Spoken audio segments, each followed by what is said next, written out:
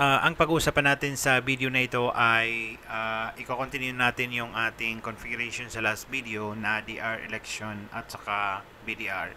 So, designated router at saka backup designated router. So, nilagay ko lang ito.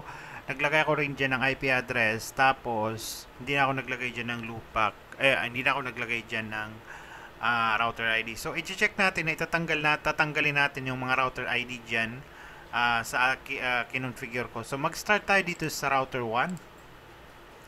So, iano ko dito na enable config T. Then, iano ko dito na do show IP interface, do show IP OSPF neighbor. So, yung aking router ID yan. So, tatanggalin ko yung router ID ng R1 and punta ako sa router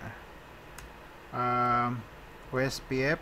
Nakalimutan ko anong nilagay ko dito na command. So, i-run ko muna kasi usually nira-random ko yung OSPF ID ko. Do show run na lang. So, nilagay ko pala dito ay OSPF 100 yan. So, router OSPF 100, router ID, no router ID 1.1.1. So, yan. So, kanina nilagay natin dito router ID 1.1, so ilagay natin na do show run.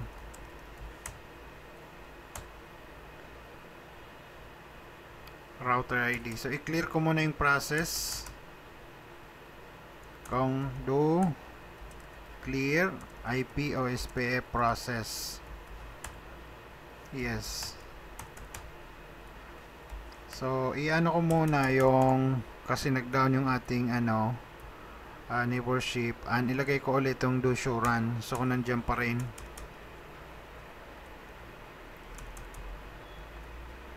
ayan, wala na dyan yung ating router ID. So maglagay ako dyan ng i-clear ko muna. So mamaya ang expected natin na magiging designated router ay R5 dahil sa yung pinakamataas na IP address. So do show IP interface, do show IP OSPF database, hindi pala neighbor. So kung makikita nyo yung router 1, hindi pa kasi na-clear yung kanyang process kaya nandyan pa. So neighbor, yung still yung natin ay 444. So dapat i-elected niya yung router 5 dahil siya yung pinakamataas na IP address. So i-save ko lang ito, make sure na naka-save para kahit kinlose ko. Punta tayo dito sa router 2 at saka gawin natin yung ginawa natin doon sa router 1. Sure natin kasi nakalimutan ko yung process ID na ginamit ko dito. And 200. At saka yung ating router ID ay 2.2. Na-close ko pa. So, punta ako dyan. And, nagkamali. So, balik tayo dito sa router 3. Gawin natin yung ginawa natin dyan. And, sure run ko muna kasi nakalimutan ko yung process ID. Sure run.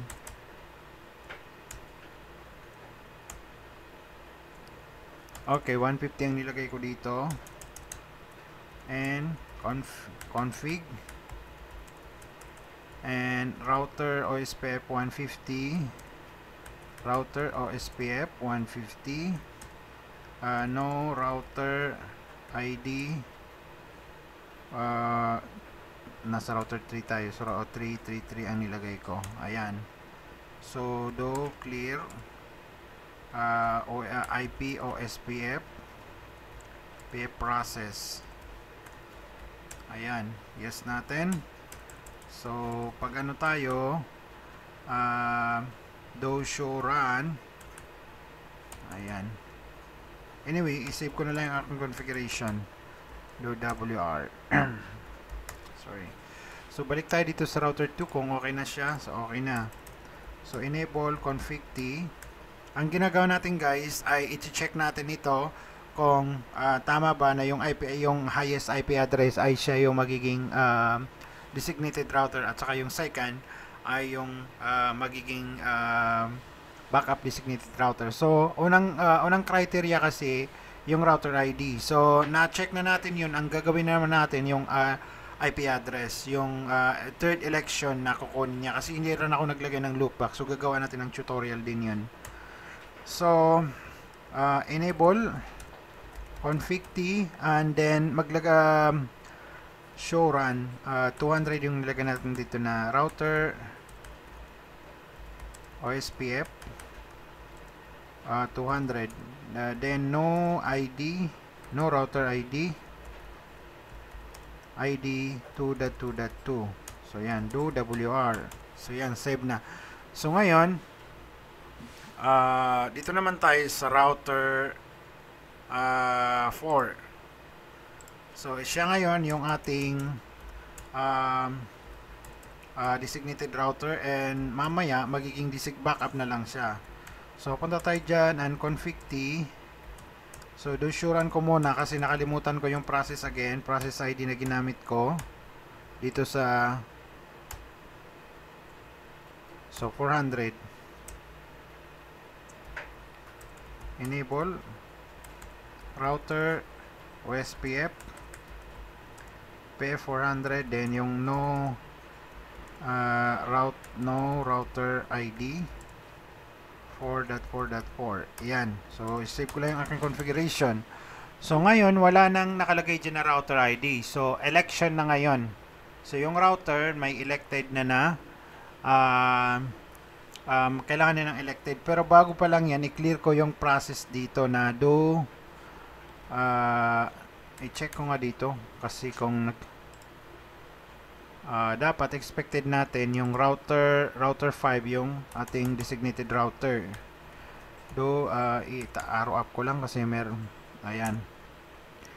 So is router 5 pa rin yung ano natin,